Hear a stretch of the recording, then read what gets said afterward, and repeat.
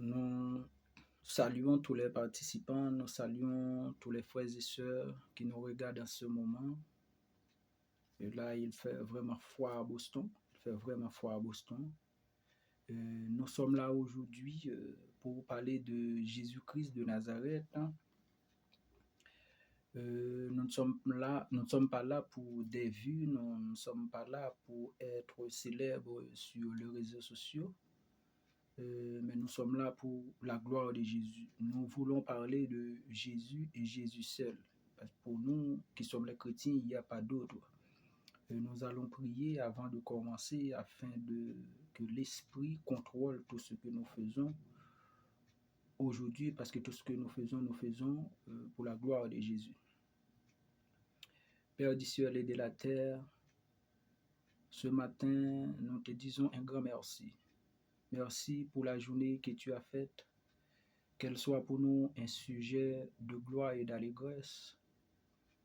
Seigneur, ce matin, nous avons l'honneur et le plaisir d'être en ta présence et nous avons la possibilité, Seigneur, de citer ton nom dans notre bouche.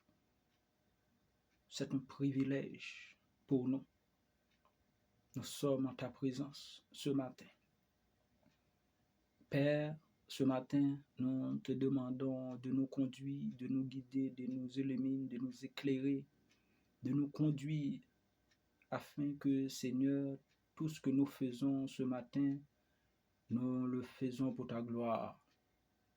Il y a des gens en ce moment qui nous regardent.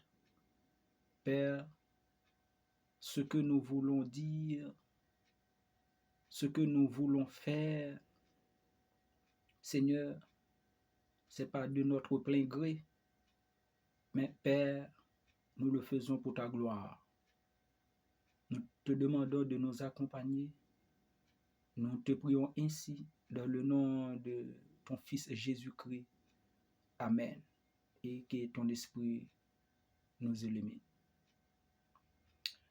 Merci mes frères et sœurs. Ce matin, nous sommes là pour parler de Jésus-Christ.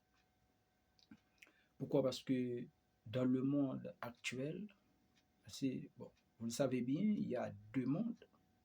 Il y a deux mondes, comme vous le savez bien. Je ne suis pas là pour parler de la religion. Je ne suis pas là pour parler de la religion. Je ne suis pas là aussi pour parler de moi-même. C'est vrai, pour ceux qui ne me connaissent plus, je suis Simpson. Je ne suis pas là pour parler de moi-même, qui suis Simpson ou quoi que ce soit. Non, je ne suis pas là pour parler de moi-même. Je suis là pour parler de Jésus et Jésus seul. Pourquoi? Parce que dans le monde, on parle de plusieurs Jésus. Dans le monde, on parle de plusieurs Jésus. Il y a plusieurs Jésus, soit que dans chaque religion, il y a un Jésus, dans chaque religion. Mais aujourd'hui, nous qui sommes les chrétiens, je suis là pour parler de Jésus-Christ et Jésus-Christ de Nazareth. Il y en a ceux qui datent l'existence de Jésus à partir de Marie, la mère de Jésus. Mais nous qui sommes les chrétiens, nous ne datons pas l'existence de Jésus à partir de Marie. Non, nous ne datons pas l'existence de Jésus à partir de Marie. Marie, c'est une grâce, c'est vrai, Dieu a choisi Marie, mais c'est une grâce que Marie a trouvée auprès de Dieu.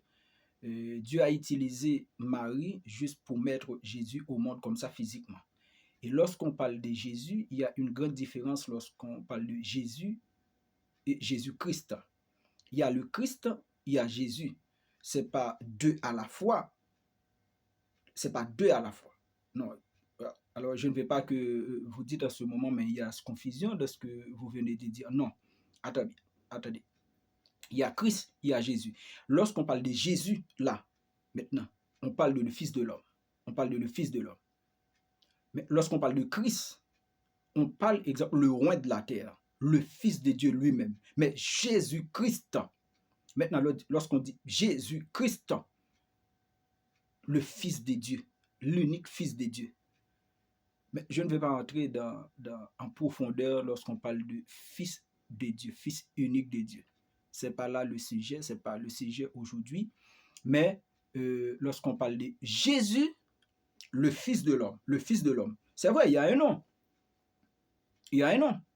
C'est une promesse qui a été faite dans l'Ancien Testament et par plusieurs prophètes. Et bon, je peux dire principalement par Ésaïe, mais il y a aussi par plusieurs prophètes parce que toute la Bible parle de Jésus.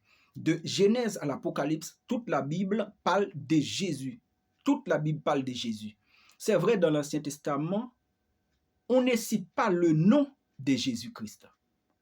Mais on parle de Christ.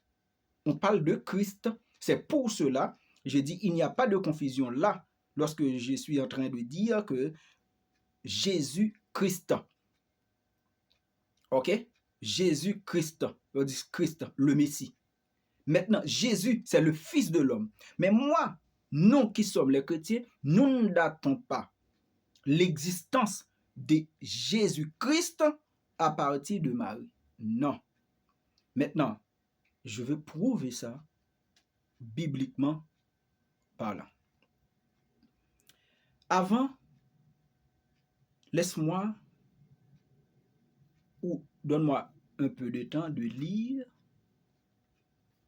un verset dans la Bible de l'Ancien Testament sur comment la Bible parle de l'arrivée de la naissance de Jésus, et après, on va rentrer directement dans le Nouveau Testament. Maintenant, je suis dans l'Ancien Testament. Ésaïe chapitre 9 à partir du verset 5. Et dans votre Bible, je pense que vous pouvez trouver le verset, c'est Ésaïe chapitre 9 à partir du verset 4 à 6. Mais il y a d'autres Bibles, c'est le verset 5. Il y a d'autres Bibles, c'est le verset 6. Ici, j'utilise Louis II. Mais si vous avez New Translation, Thompson, Summer, King James, tout ça, vous allez trouver, c'est le verset 6. Mais dans ma Bible, ici, c'est le verset 5. Ésaïe, chapitre 9, à partir du verset 5. D'accord? Ésaïe, chapitre 9, à partir du verset 5. Mais dans votre Bible, vous pouvez lire ça aussi à partir du verset 6 ou verset 4 à 6. Mais dans ma Bible, c'est le verset 5. Ok. Car, Ésaïe chapitre 9, verset 5. Car un enfant nous est né, un fils nous est donné, et la domination reposera sur son épaule. On l'appellera admirable, conseiller, Dieu puissant, Père éternel, prince de la paix. Prince de la paix. Il y en a ceux qui disent que non, ce verset, frère Simpson, que vous êtes en train de lire, oh oui, car un enfant nous est né, un fils nous est donné, et la domination reposera sur son épaule. On l'appellera. Ça veut dire, dans le sens littéral de ce texte, les gens pensent que on l'appellera, mais c'est ce qu'il n'est pas vraiment. Ça, c'est ce que vous pensez. Un fils, ça veut dire, c'est une promesse, c'est une prophétie. Mais je l'ai dit tantôt, de Genèse à Apocalypse, toute la Bible parle de Jésus. Si vous voulez, vous pouvez prendre d'autres prophètes. Moi, ici, je lis Ésaïe. Je lis Ésaïe, chapitre 9, à partir du verset 5. Maintenant, un fils nous est donné. C'est une promesse. C'est une promesse. C'est une promesse. Là, je veux parler de Jésus. Je vais parler de Jésus. Parce que moi, j'ai dit que je ne date pas l'existence de Jésus à partir de Marie. Je lis de Jésus. Maintenant, bibliquement parle. Ok, maintenant. Vous qui dites que Jésus-Christ est un prophète, non, Jésus-Christ n'est pas Dieu. Jésus-Christ est un simple homme. Jésus-Christ est quoi que ce soit pour vous. Pour vous. Il y a aussi les musulmans qui disent que Jésus-Christ est un prophète, il n'est pas Dieu. Il y a aussi le témoin de Jéhovah qui pense que Jésus-Christ est un prophète, il n'est pas Dieu. Il y en a ceux qui pensent que Jésus-Christ, et Dieu a choisi Jésus-Christ, type unique, Dieu a aimé, tout ça, patati, patata. C'est ce que vous avez dit. Mais dans la Bible, nous pouvons démontrer que Jésus, il est unique, il est Dieu et il n'y a pas d'autre Dieu. Il y a un seul Dieu. Il y a un seul Dieu. Il y a un seul Dieu. Un seul Dieu. Laisse-moi lire Deutéronome 39 à partir du verset 32. Deutéronome 39 à partir du verset 32. Deutéronome 39. Nous sommes dans l'Ancien Testament. Aujourd'hui, n'oubliez pas que nous sommes en train de parler de Jésus. Qui est Jésus? Jésus est Dieu pour nous qui sommes les chrétiens. Maintenant, Deutéronome, nous allons de Genèse, Exode, Lévitique, Nombre, Deutéronome 39. Deutéronome 39, le verset 32. Deutéronome 39. Deutéronome 39. Deutéronome 32, verset 39. Deutéronome 32, verset 39. Excusez-moi. Deutéronome 32, verset 39. C'est moi. Deutéronome 32, le verset 39. Sachez donc que c'est moi qui suis Dieu. Alors, là, j'ai lu une portion d'écriture. Deutéronome 32, excuse-moi, verset 39. Sachez donc que c'est moi qui suis Dieu. Et il n'y a point de Dieu auprès de moi. Je fais vivre et je fais mourir. Je blesse et je guéris. Et personne ne délivre de ma main. Il n'y a aucun Dieu près de moi. Ça, c'est la Bible qui l'a fait. Ça veut dire qu'il y a un seul Dieu. J'arrive. Parce que je parle de Jésus. J'arrive. Il y a un seul Dieu. Un seul Dieu. Deutéronome 32, le verset 39. Un seul Dieu. Ok, maintenant.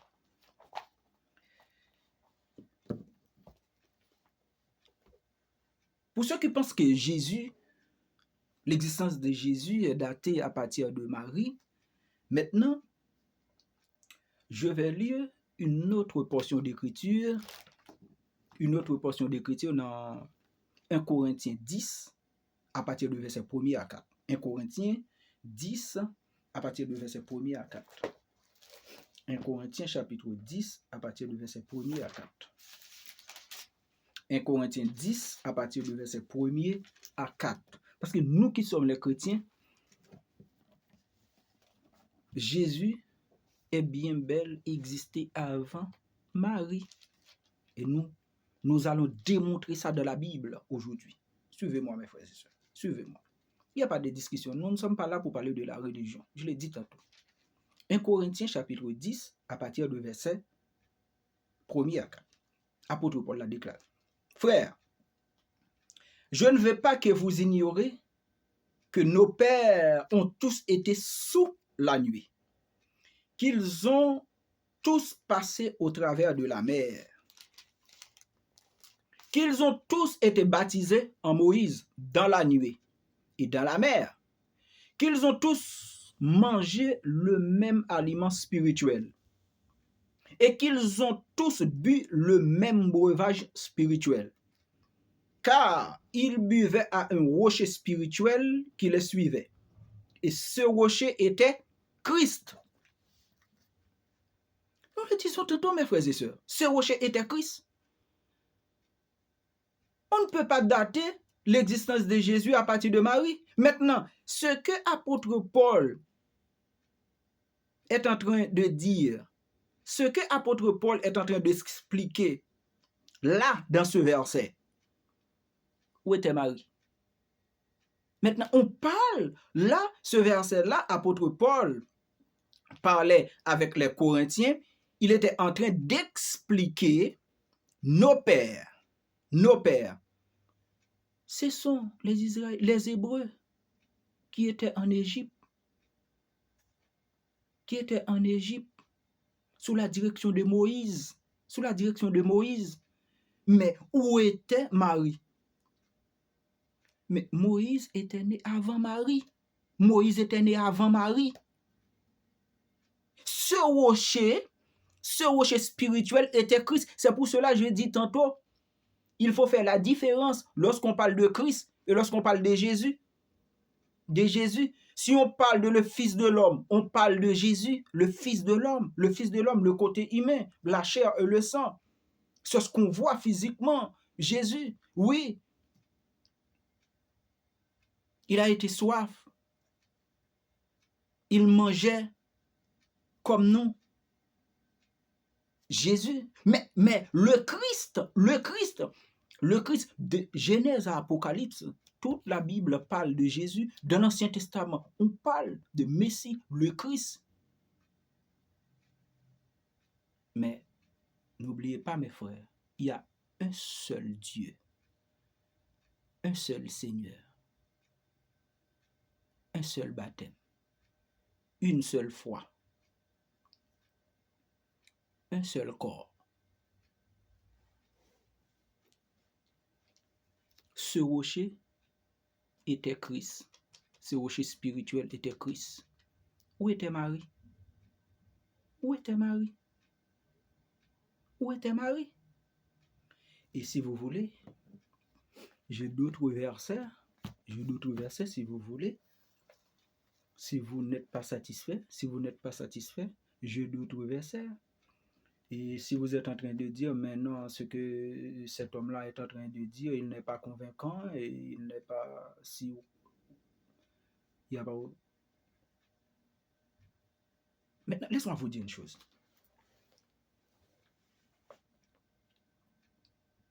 Il y en a ceux qui pensent que Jésus est un prophète. Par exemple, pour les musulmans qui pensent que Jésus est un prophète, Jésus n'est pas Dieu. Ils considèrent Jésus comme Mohamed, Mahomet. Il y a aussi ceux qui pensent que Jésus aussi est comme Bouddha.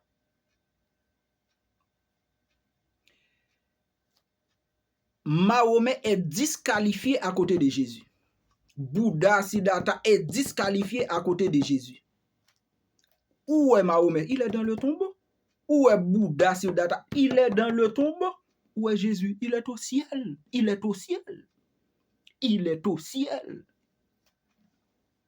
Il est au ciel. Parce qu'il est Dieu. Il est au ciel. Bon, laisse-moi vous dire une chose.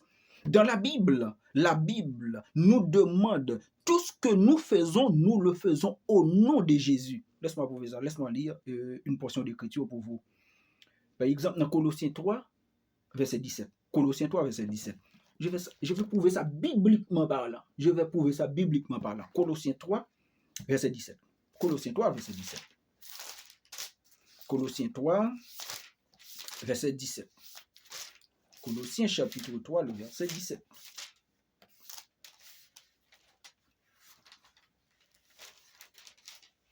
Colossiens chapitre 3, le verset 17. Faites tout au nom de Jésus.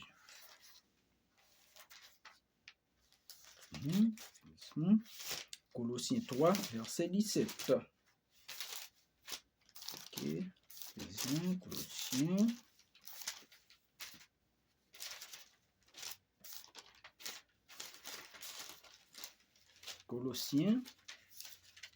Colossiens 3, verset 17.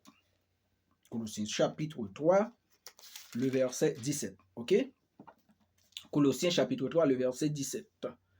Colossiens chapitre 3, le verset 17.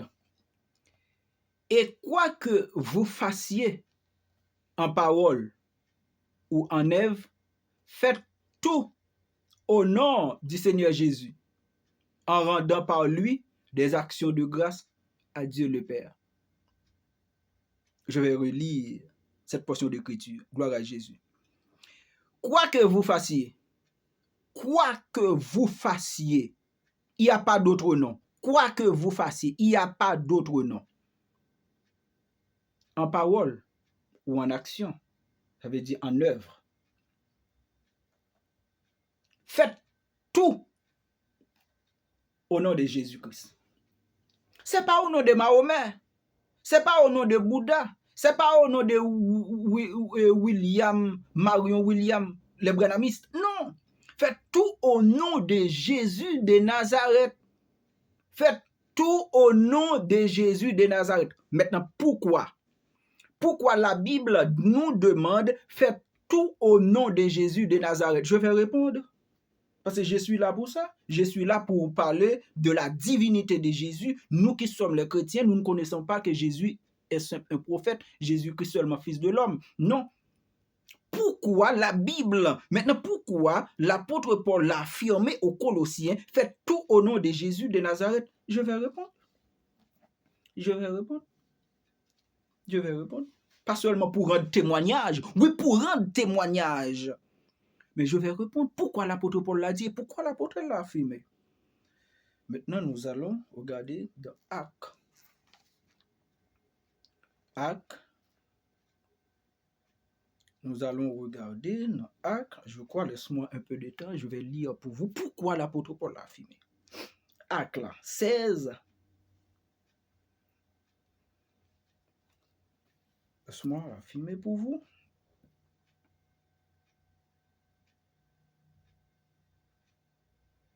Actes chapitre, nous allons aller dans Actes,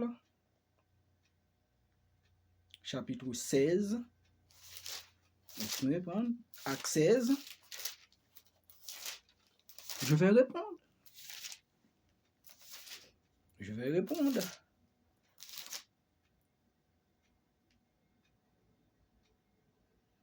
Je vais répondre, mes frères et sœurs.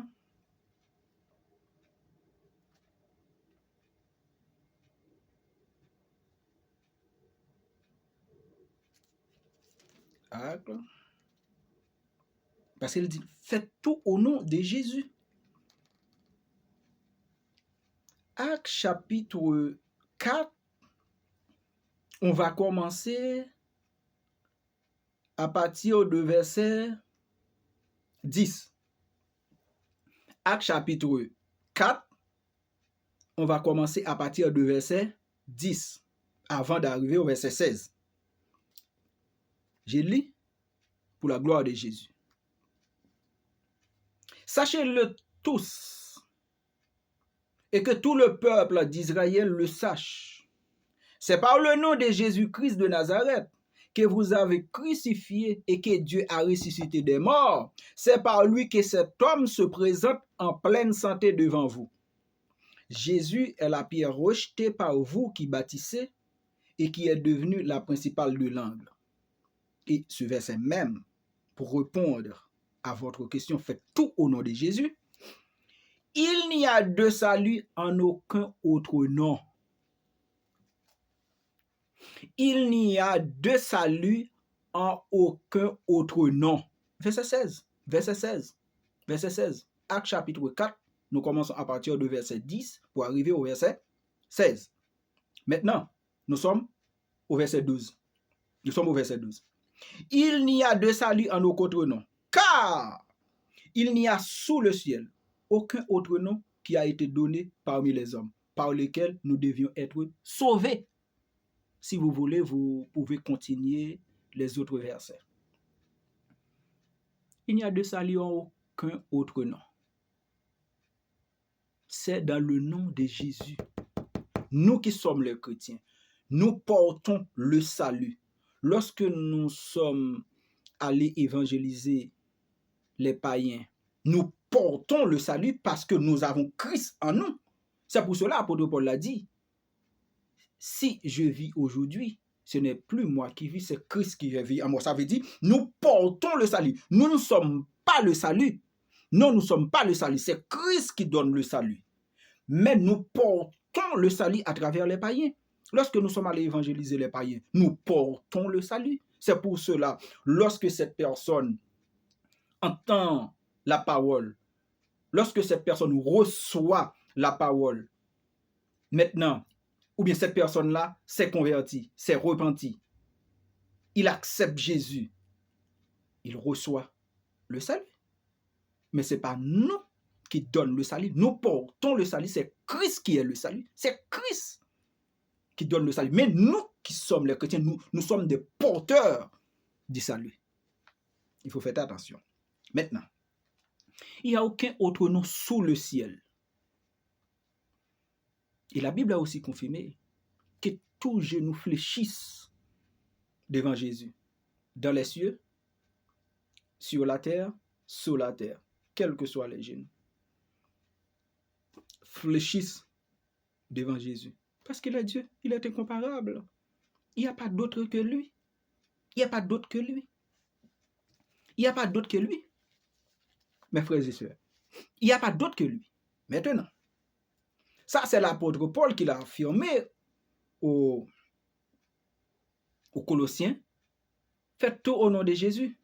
Et travail des apôtres, l'acte des apôtres, acte des apôtres ou travail des apôtres, apôtre 4 et acte, acte 4 à partir du verset 10 pour arriver au verset 12, si vous voulez, je vous dis de continuer les autres versets.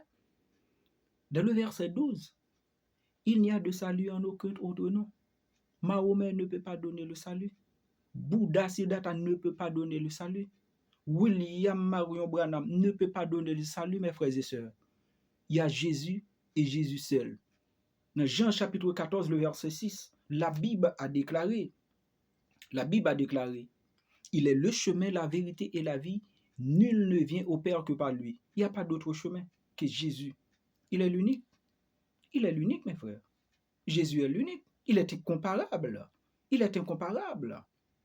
Les hommes que je viens de citer là sont disqualifiés à côté de Jésus. Où sont-ils? Ils sont tous dans le tombeau. Mais où est Jésus? Il est au ciel. Il est au ciel. Nous ne sommes pas des égarés, nous ne sommes pas des fous, nous sommes des enfants de Dieu. C'est ce que nous comprenons à travers le Saint-Esprit qui nous guide. Mes frères et sœurs, Jésus est Dieu. Jésus est Dieu. Et nous allons prouver d'autres versets qui montrent que pourquoi nous sommes en train de parler de Jésus, qui est Jésus lui-même, bibliquement parlant. Maintenant, nous avons aussi Colossiens 1er, le verset 3 à 17. Colossiens 1er, verset 3 à 17. Là, je l'ai déjà, Colossiens 1er, verset 3 à 17, faites-nous au nom de Jésus. Nous avons Colossiens 1er, c'est pas Colossiens 3, verset 17, le Colossiens 3, verset 17, c'est fait tout au nom de Jésus. Maintenant, nous allons lire Colossiens 1er, verset 15 à 17. Colossiens 1er, verset 15 à 17. Colossiens 1er, verset 15 à 17. Colossiens 1er, verset 15 à 17. Colossiens 1er, verset 15 à 17. Colossiens 1er, verset 15 à 17. Je lis au nom de Jésus. Colossiens 1er, verset 15 à 17. Verset 15. Il est l'image du Dieu invisible. On parle de il. Qui il? Jésus. Jésus. Dans la Bible, on ne peut pas ajouter, on ne peut pas retirer. Mais maintenant, attendez. Attendez. Il, on parle de Jésus ici. Il est l'image du Dieu invisible. Jésus est l'image du Dieu invisible. Le premier-né de toute la création. Maintenant, vous pouvez dire maintenant, bon, ce monsieur parle là de Jésus, il est le premier-né de la création. Là, je ne peux pas rentrer en profondeur lorsqu'on parle de premier-né de la création là. Parce que maintenant, on parle de Jésus physiquement, l'homme. Jésus physiquement, l'homme. Parce que Dieu a deux mondes. Il y a le monde des esprits, le monde invisible. Il y a aussi le monde des hommes, le monde visible. Le monde visible. Dans le monde invisible là-bas, nous ne connaissons pas ce qui s'est passé là-bas. Maintenant, ici, dans le monde invisible, n'oubliez pas que Dieu est Dieu. Dieu est Dieu, mes frères et sœurs. Mais ici, il est l'image du Dieu invisible. Ça veut dire quoi l'image? Par exemple, moi, je suis Simpson. Vous êtes en train de me regarder là. Vous voyez mon visage. Vous voyez mon visage. Mais si vous voyez aussi une photo de moi, vous dites, mais non, c'est Simpson. Mais c'est Simpson. Mais si je ne suis pas là, je parle dans un autre endroit, Lorsque vous voyez ma photo, vous êtes dit, oh non, là, je connais cet homme, ça c'est Simpson. Parce que vous voyez ma photo. Vous voyez ma photo. Mais maintenant, lorsque je suis là en personne, mais n'oubliez pas, ma photo ne peut pas parler. Mais lorsque je suis là, maintenant, c'est lorsqu'en je suis en train de parler, maintenant, vous pouvez voir ou bien vous pouvez identifier qui est cet homme vraiment. Qui est cet homme vraiment? Parce que dans l'Ancien Testament, c'est l'ombre des choses à venir. Maintenant, dans le Nouveau Testament, Christ est là. Il n'y a pas l'ombre maintenant, parce que Christ est là. Jésus est là. Jésus est là, mes frères et sœurs. Il est l'image du Dieu invisible. Il est l'image du Dieu invisible. On ne peut pas attribuer ce tâche avec William Marion Branham. On ne peut pas attribuer ce tâche avec Mahomet. On ne peut pas attribuer ce tâche avec Bouddha Siddhartha. Non. C'est une hérésie. Un homme pris au nom de William Marion Branham. Les Branhamistes. Ce sont des hérésies. Jésus est l'unique. Après lui, il n'y a pas d'autre. Après lui, il n'y a pas d'autre.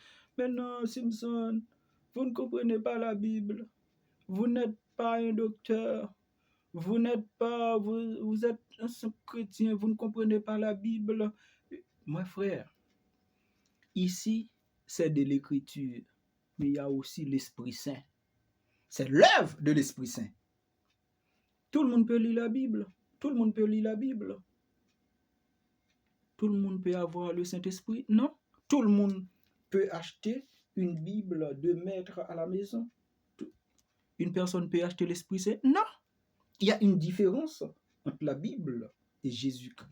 Ah oui, ça, c'est la parole de Dieu, mais il y a une différence entre la Bible et Jésus-Christ. On peut acheter ça dans un marché. On peut acheter ça, quel que soit, partout. On peut acheter ça, même électronique. On ne peut pas acheter Jésus. Ça, c'est de l'écriture. Ça, c'est de l'écriture. C'est vrai, c'est de l'écriture. C'est la parole de Dieu. Un Ougan divinement beau. Ils ont leur Bible. Ils ont leur Bible. Mais ils n'ont pas Jésus. Ils n'ont pas Jésus. Ils n'ont pas Jésus. Oui, mes frères. Car en lui ont été créées toutes les choses qui sont dans les cieux et sur la terre. Les visibles et l'invisible. Ah, je l'ai dit tantôt. Il y a deux mondes là-bas. Il y a deux mondes. L'invisible et le visible. Les êtres que nous ne pouvons pas voir à l'œil nu. Le monde invisible et le monde visible. Le monde, ce que nous vivons là, c'est le monde visible. Nous pouvons voir les choses, nous pouvons voir ce qui passe à nos yeux. Nous pouvons ressentir quelque chose. Ça, c'est dans le monde visible. Laisse-moi relire ces versets. J'aime la parole de Dieu. Colossiens 3, Colossiens 1er, verset 15 à 17. Il est l'image du Dieu invisible. Il est le premier-né de toute la création. Car en lui, qui lui? En Jésus-Christ, mes frères et sœurs. Qui lui? En Jésus-Christ. Car en lui ont été créées toutes les choses. Qui sont les choses? Seulement les animaux? La lune et le soleil? Seulement ça, les étoiles? Non. Il est le seul créateur. Et nous sommes les créatures. Car en lui ont été créées toutes les choses qui sont dans les cieux et sur la terre, les visibles et les invisibles. Les êtres, les esprits, les puissances, les trônes, les divinités, l'autre, les puissances, l'autorité, tous ont été créés par Jésus. Il n'y a pas d'autre. Les visibles et les invisibles, trône, dignité, domination, autorité, tout a été créé par lui et pour lui, pour la gloire de Jésus. Alléluia. Excuse-moi mes frères, c'est parce qu'il y a vraiment foi ici. L'invisible, la domination, l'autorité, dignité, trône, puissance. Tout a été créé par lui et pour lui. C'est pour cela que j'ai dit, la Bible a aussi dit que tout genou fléchisse dans les cieux et sur la terre. Devant Jésus, parce qu'il est unique. Jésus est Dieu, il est unique. Il n'y a pas d'autre Dieu que lui. Il est unique, mes frères et sœurs. Dieu est unique. Dieu est unique. Vous voulez croire non ou pas, il est unique. Jésus-Christ, il est unique. Tout a été créé. L'invisible, le visible, l'invisible, l'autorité, trône, puissance. Par lui, tout a été créé. Par lui et pour lui. Pour la gloire de Jésus. Verset 17. Il est avant toute chose. Il. Mais qui il? Jésus. Il est avant toute chose. Et toute chose subsiste en lui. Jésus a un laboratoire. Excuse-moi. Jésus a un laboratoire. Tous ont été créés dans ce laboratoire. Jésus est l'unique. Nous faisons partie de ce laboratoire-là. L'invisible, visible, tout ce qui parle, tout ça. Mahomet, que tu parles, c'est Jésus qui l'a créé, c'est Jésus qui l'a fait. William Mariam, c'est Jésus qui l'a fait. Gloire à Jésus, gloire à Jésus. Il y a d'autres versets. Il y a d'autres versets pour prouver aussi. Jésus, nous ne datons pas la naissance de Jésus à partir de Marie. Hébreux 8, verset 13. Excuse-moi, Hébreux 13, verset 8. Hébreux 13. Hébreux chapitre 13. Verset 8. Hébreux 13. Verset 8.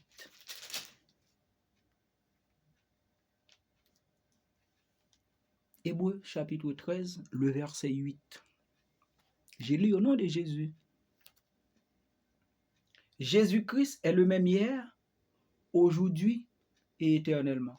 Mais qu'est-ce que cela veut dire ce verset? Jésus-Christ, attendez bien, ici, Jésus-Christ, c'est pas Jésus-Christ. Jésus-Christ, il est le même hier, depuis, attendez bien, depuis Genèse jusqu'à Malachie, jusqu'à la mort de Jésus de la croix, on parle de hier. C'est pour cela qu'on dit que il est le même hier. On ne parle pas, par exemple, la Bible, tout est significatif de la Bible. Lorsqu'on parle de hier de la Bible, il faut comprendre bien ce texte. Jésus-Christ est le même hier. Ça veut dire que de Genèse jusqu'à la mort de Jésus, c'est le hier. Pour la Bible, c'est le hier. Il est différent pour nous lorsque nous disons, hier tu étais avec moi, hier tu étais, ça veut dire un jour passé, un jour antérieur. Non, il est différent lorsque la Bible parle de hier.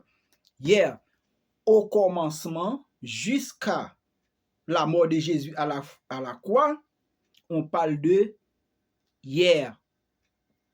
Ou si vous voulez, de Genèse, qui parle de au commencement, Dieu l'a créé, jusqu'à Malachie, ou bien jusqu'à Jean-Baptiste, lui qui est la voix qui crie dans le désert, Jean-Baptiste.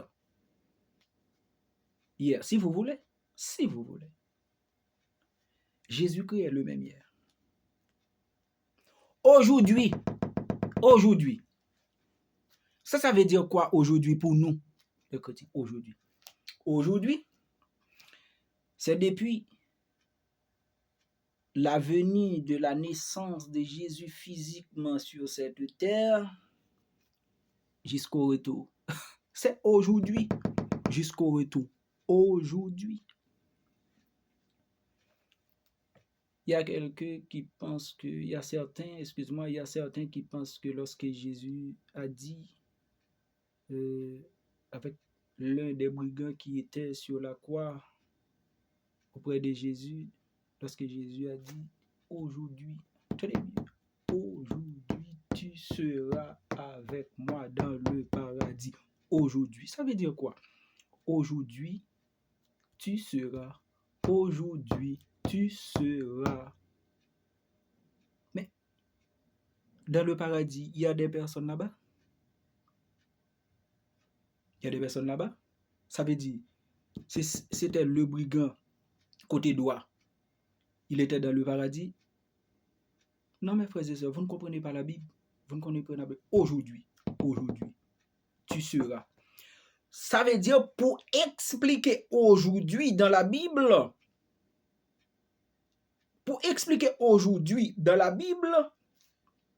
c'est depuis la naissance de Jésus, ou si vous voulez, lorsque vous recevez le salut, si vous voulez, lorsque vous connaîtrez ou vous connaissez Jésus, si vous voulez, jusqu'au retour de Christ, c'est aujourd'hui. Christ viendra. Christ revient bientôt. C'est aujourd'hui. C'est aujourd'hui. C'est pour cela la Bible, dans les psaumes, un jour est comme 1000 ans pour le Seigneur. Vous ne savez pas ça? Un jour est comme 1000 ans pour le Seigneur. Comme le jour d'hier. Ouais, comme le jour d'hier. 1000 ans, comme le jour d'hier. Comme le jour d'hier. Aujourd'hui. Éternellement. Dans l'éternité, après le retour de Christ. C'est pour cela, oui. Il est dit. Christ, il est le même hier. Aujourd'hui. Et éternellement. Comment on peut comprendre, on peut dater l'existence de Jésus à partir de Marie? Non, mes frères et sœurs, vous ne comprenez pas la Bible. Mais grâce soit rendue à Dieu. J'étais comme vous. Mais Dieu m'a fait grâce. J'étais comme vous. Dieu m'a fait grâce. J'étais comme vous. Je ne suis pas contre toi. J'étais comme vous. Il est le même hier, aujourd'hui et éternellement. Mais il est le même hier. Qui était-il hier? Qui était-il dans l'éternité passée? Qui était-il? Il est le Fils? Il est le Fils dans l'éternité passée? Il était... Oh non. Qui était-il? Aujourd'hui, Dieu a parlé à travers son Fils. Dans le temps antérieur, Dieu a parlé à travers les prophètes. Aujourd'hui, Dieu a parlé à travers son Fils. Si vous ne comprenez pas, je ne peux rien faire pour vous. Il y en a d'autres versets si vous voulez. Maintenant, laisse-moi prendre Jean 16, verset 29 à 30. Jean chapitre 16, le verset 29 à 30. Jean 16. Verset 29 à 30. Jean 16, verset 29 à 30. Ses disciples lui dirent, voici maintenant, tu parles ouvertement. Parce qu'il y a un problème. Jésus, lorsqu'il commençait son discours, il aimait parler en parabole. Et qu'est-ce qu'une parabole? C'est un langage cordé.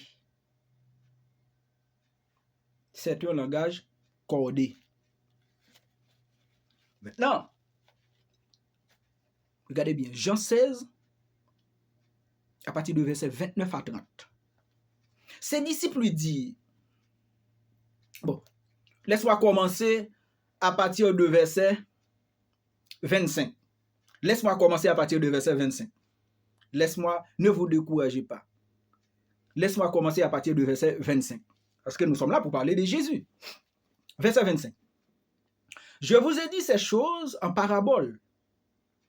L'heure vient où je ne vous parlerai plus en parabole. Ah, comprenez bien, mes frères et sœurs. C'est Jésus qui parle maintenant. Je vous ai dit ces choses en parabole. L'heure vient, je ne vous parlerai plus en parabole, mais où je vous parlerai ouvertement du Père. Le Père que Jésus aime citer. Mon Père m'a envoyé. Mon Père, mon Père, mon Père, mon Père. Si vous croyez, mon Père. C'est Jésus qui a parlé du Père ici. Et maintenant, les disciples ne comprirent rien lorsque Jésus était en train de parler du Père, de son Père. Son Père, son Père, son Père, son Père, son Père. Jésus dit, je vous ai dit ces choses en parabole. L'heure vient où je ne vous parlerai plus en parabole, mais où je vous parlerai ouvertement du Père. En ce jour, verset 26, dans Jean chapitre 16, en ce jour, vous demanderez en mon nom. En mon nom. Je ne vous dis pas que je vais prier le Père pour vous. Les disciples commencèrent à comprendre quelque chose caché. Car le Père lui-même, je veux que vous êtes là avec moi, mes frères et sœurs. Verset 27. Car le Père lui-même vous aime parce que vous m'avez aimé. Parce que vous m'avez aimé. Et que vous avez cru que je suis sorti du Père. Qui est sorti du Père. Verset 28. Je suis sorti du Père et je suis venu dans le monde. Maintenant, je quitte le monde et je vais au Père. Mais qui était Jésus avant? Auprès de son Père. Qui était Jésus? Excuse-moi pour cette... Parce qu'il y a vraiment foi là. Excusez-moi. Verset 29. Jean chapitre 16. Ses disciples lui disent, voici. Parce que Jésus aime parler en parabole. Lorsqu'il est devant la foule, il aime parler en parabole. Il aime parler en parabole. Ses disciples, parfois, lorsqu'ils sont avec Jésus, à quelques lieux, mais ils disent, Père, mais pourquoi tu parles en parabole? Et Jésus l'a toujours expliqué ces paraboles, parce que le parabole, je viens de vous dire, mes frères et sœurs, c'est un langage codé. On ne peut pas comprendre. Ses disciples lui disent, voici maintenant, tu parles ouvertement et tu n'emploies aucune parabole. Une parabole, c'est un langage codé. Jésus parle ouvertement. Maintenant, prenez attention à ce verset que je viens de vous lire maintenant. Regardez au verset 30, Jean chapitre 16. Maintenant, nous savons, ce sont les disciples qui sont en train de parler là. Nous, ce sont les disciples maintenant. Nous savons que tu sais toutes choses. Il y a une confusion parmi les disciples. Il y avait une confusion parmi les disciples. Parce que, n'oubliez pas, ils ont le voile de Moïse devant leurs yeux. Ils ont leur voile de Moïse devant leurs yeux. Maintenant, les disciples ont compris que Jésus maintenant parlait ouvertement de lui. Laisse-moi relire ce verset. Maintenant, nous savons, les disciples qui disent, maintenant, nous savons que tu sais toutes choses et que tu n'as pas besoin que personne ne t'interroge, que personne t'interroge. C'est pourquoi nous croyons que tu es sorti de Dieu. Les disciples qui l'ont affirmé, ce sont les disciples qui l'ont affirmé. Ils étaient avec Jésus. Nous savons que tu sais toutes choses et maintenant nous savons que tu es sorti de Dieu. Ça veut dire quoi? Ça veut dire quoi? Mes frères et sœurs, ça veut dire quoi? Jésus est l'unique. Il est le Dieu lui-même. Mais que le monde ne peut pas croire comment un homme, il a 5 doigts, il a des yeux, il a le nez, les 2 oreilles, il a la bouche pour dire cet homme est Dieu.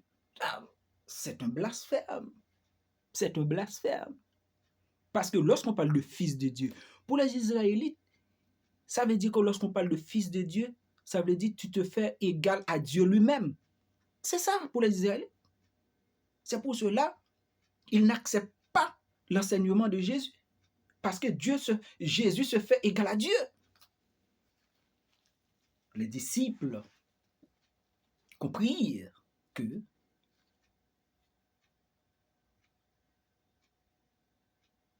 il parlait maintenant ouvertement de lui. Il n'emploie aucune parabole. C'est pour cela que les disciples disent que nous savons que tu sais toutes choses. Tu n'as besoin que personne t'interroge. Tu sais toutes choses. Jésus est l'unique. Jésus est Dieu. Jésus est l'unique. Maintenant, dans Colossiens 2, verset 9. Colossiens 2, verset 9. Il y a une toute plénitude de versets. Il y a pluralité de versets, si vous voulez. Colossiens 2, le verset 9. Il parle de la plénitude de la divinité. Colossiens 2, verset 9. Colossiens chapitre 2, verset 9. Colossiens 2, verset 9. Aujourd'hui, nous sommes là pour prouver la divinité de Jésus. Nous sommes là pour parler de Jésus. Eh bien, il faut prouver ça bibliquement par là. Colossiens 2, verset 9. Colossiens 2, verset 9. OK? Maintenant, là, je suis Colossiens 2, verset 9. Colossiens 2, verset 9. Car en lui habite corporellement toute la plénitude de la divinité. Dans quoi ça? Jésus, le Fils de l'homme. Le Fils de l'homme. En lui habite toute la plénitude de la divinité. Il y a une grande différence lorsque un homme rempli du Saint-Esprit et toute la plénitude de la divinité. Il y a une grande différence.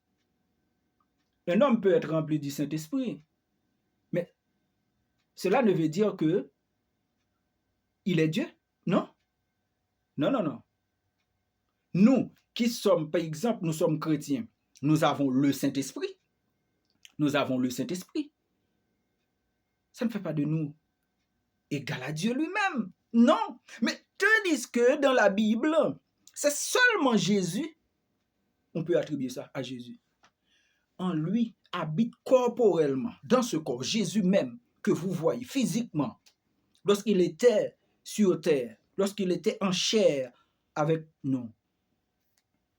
En lui habite corporellement toute la plénitude de la divinité. Il n'y a pas un petit peu le reste. Non, toute la plénitude de la divinité dans ce corps. Parce qu'il est Dieu. C'est parce que Jésus est Dieu. C'est parce que Jésus est Dieu. Bon, mes frères et sœurs, nous avons fait cette vidéo pour parler de Jésus. Il y a d'autres versets. Parce que j'ai dit tantôt que la Bible de Genèse à Apocalypse parle de Jésus. Les prophètes qui l'ont prophétisé avant, mais c'est l'esprit de Jésus qui était en eux. C'est l'esprit de Jésus qui était en eux. Les prophètes, lorsqu'ils ont prophétisé. Bon, regardez. Jésus est, comment dire, il est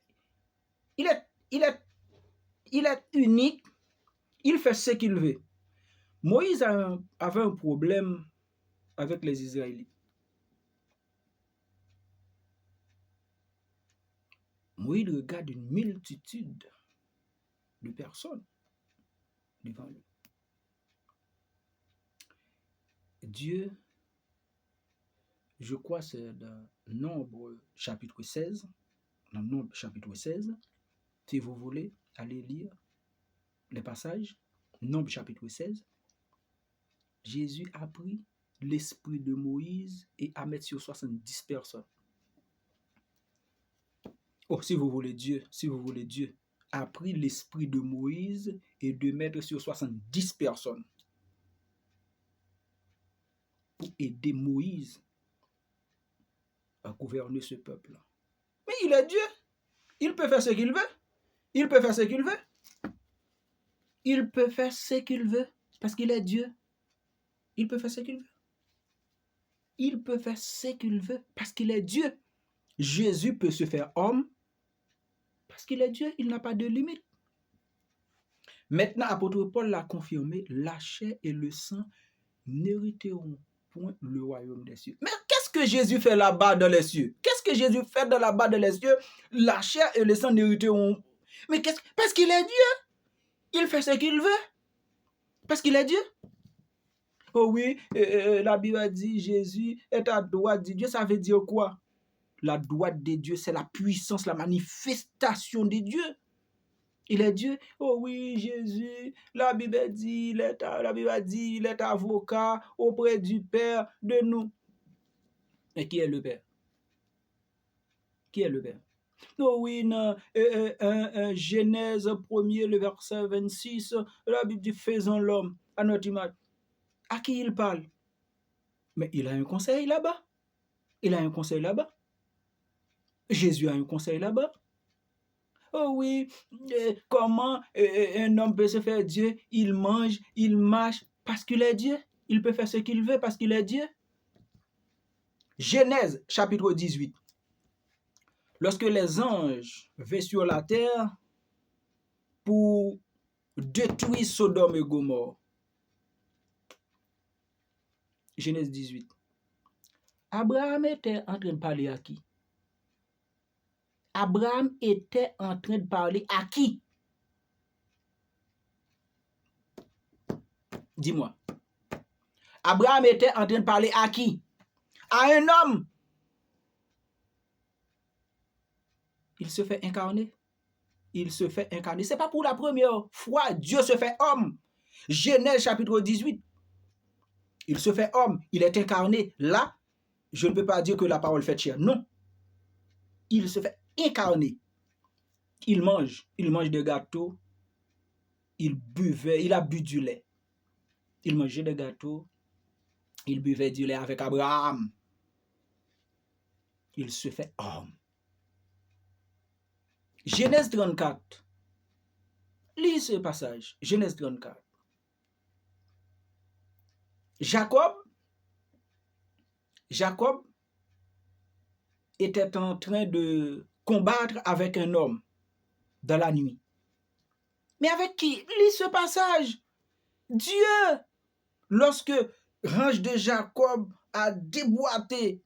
C'est pour cela, bon, les Juifs, lorsqu'ils tuent des animaux, ils ne mangent pas les côtes. Bon, on ne peut pas rentrer en profondeur. Et il était en combat avec qui? Dieu. Mais lui, ce passage, ce n'est pas Simson qui l'a dit. C'est la Bible. Ce n'est pas Simson qui l'a dit. C'est la Bible qui l'a dit. Genèse 34. Maintenant, quand la parole fait chair, là, non, c'est différent. C'est différent. Lorsque Dieu s'est incarné ou lorsque la parole fait chair, c'est différent. Dans Jean chapitre 1er, le verset 1er dit, au commencement était la parole était avec Dieu. Là maintenant, vous pouvez là vous pouvez dire, mais maintenant, si la parole était avec Dieu, ça veut dire qu'il y avait un autre Dieu. Non, la parole était Dieu. Parce que Dieu a un conseil là-bas. La parole était Dieu. Maintenant, pour continuer, Jean chapitre 1er, au verset plus bas, la Bible nous confirme que la parole fait chair. Maintenant, il vit comme nous. Dans Philippiens chapitre 2, si vous voulez lire ce verset, il a dépouillé lui-même. Maintenant, il fait chair. Il a dépouillé lui-même. Il se fait inférieur aux anges parce qu'il se fait homme. Il se fait homme. Il a des faiblesses. Il a des besoins. Mais Jésus ne pêche plus. Jésus ne pêche pas. Bon, je ne peux pas dire ne pêche plus. Si je dis ne pêche plus, ça veut dire qu'il pêche. Non. Jésus, il est Dieu. Comment est Dieu? Non. Il est homme parfait, l'unique. Mes frères et sœurs, c'est un grand plaisir aujourd'hui de faire cette vidéo pour parler de la vie de Jésus. Pour terminer, mais il y a ceux qui pensent, pourquoi Simpson fait cette vidéo en français?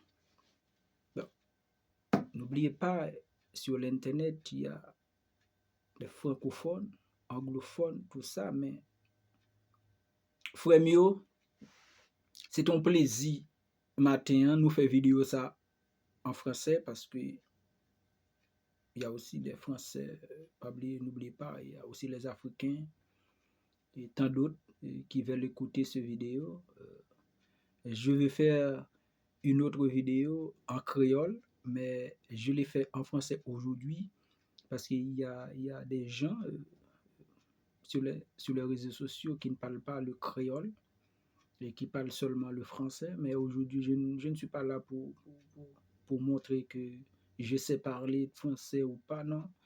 Seulement, je dis un grand merci à Dieu, un grand merci à Dieu.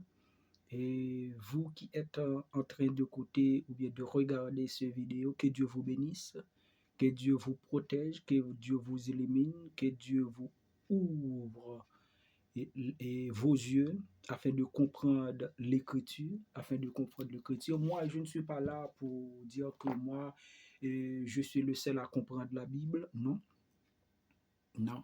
Je ne suis pas là pour ça, seulement je suis là seul pour parler de Jésus. Jésus et Jésus seul, il est unique. Après lui, il n'y a pas d'autre. Après lui, il n'y a pas d'autre. C'est mon seul bien de marcher avec Christ. C'est ma seule joie parfaite que j'ai aujourd'hui de marcher avec Christ, de parler pour Jésus. Il est incomparable. Il est incomparable.